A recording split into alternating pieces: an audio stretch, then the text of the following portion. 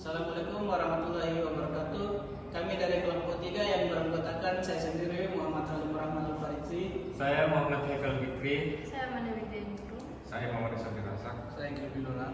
Kami ingin menjelaskan tentang materi metodologi desain dari pertemuan 2 hingga 7. Metode gagasan atau ideasi, identifikasi mapping alternatif solusi.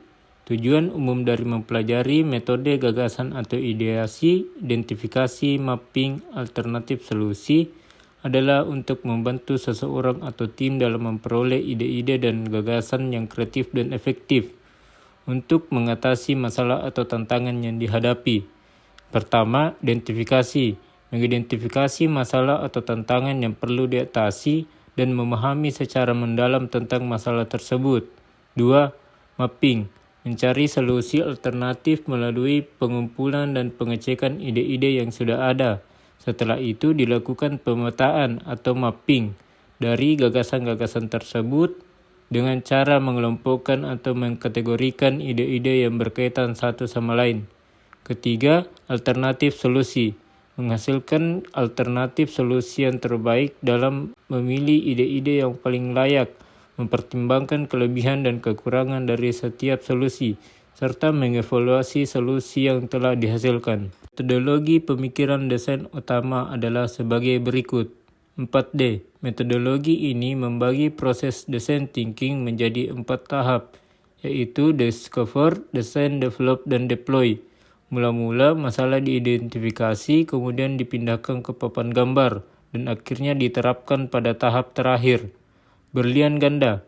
Serupa dengan pendekatan 4D, metodologi berlian ganda mendefinisikan tahapannya sebagai temukan, tentukan, kembangkan, dan kirim. Pada awalnya, beberapa solusi tersedia.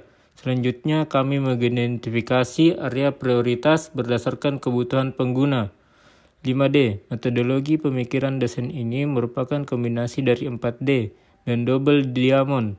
Namun tidak seperti kedua metodologi tersebut, pendekatan ini memungkinkan masuk selama fase apapun dari proses desain produk atau layanan. Deep dive. Ini lebih merupakan alat daripada metodologi.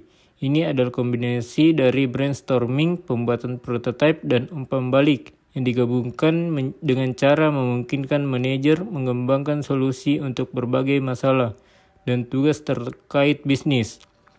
Berbagai tahapan dalam deep dive: memahami, mengamati, memvisualisasikan, mengevaluasi, dan memperbaiki, dan menetapkan. Pertama, seseorang perlu memahami kebutuhan, kendala, bidang masalah. Kemudian perlu diamati dengan baik dalam setting dunia nyata di antara orang-orang nyata. Strategi pemikiran desain lainnya.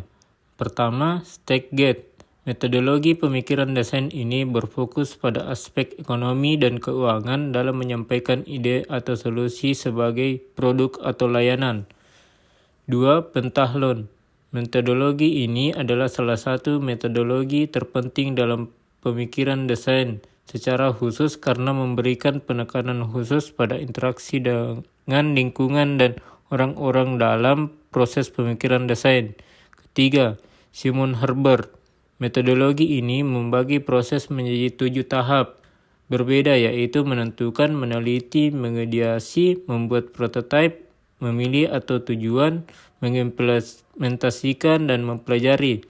Meskipun dianggap sebagai proses non-iteratif, tahapan metodologi Simon Herbert dapat terjadi secara bersamaan. Beberapa metodologi pemikiran desain untuk dipertimbangkan. Pertama, Bootcamp Bootleg atau Stanford. Salah satu metodologi yang paling terdefinisi dengan baik. Ini mendefinisikan langkah-langkahnya sebagai empatis, define, ideate, prototype, dan tes. Kedua, Donut. Metodologi melingkar dan iteratif adalah Donut, juga dikenal sebagai siklus proses desain iteratif, dimulai dengan ringkasan desain dan bergerak secara melingkar hingga mencapai solusi. Ketiga, Stuart Pook.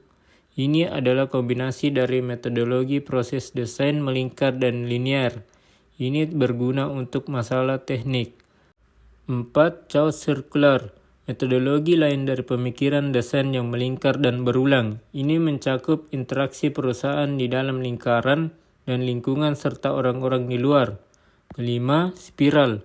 Ini mendukung proses inkremental di mana peningkatan dan penyempurnaan produk dilakukan secara bertahap hingga mencapai pembuatan prototipe dan akhirnya inisiasi produk. Sekian dari kelompok kami, semoga bermanfaat. Lebih dan kurangnya mohon dimaafkan. Wabillahi taufiq wal hidayah. Wassalamualaikum.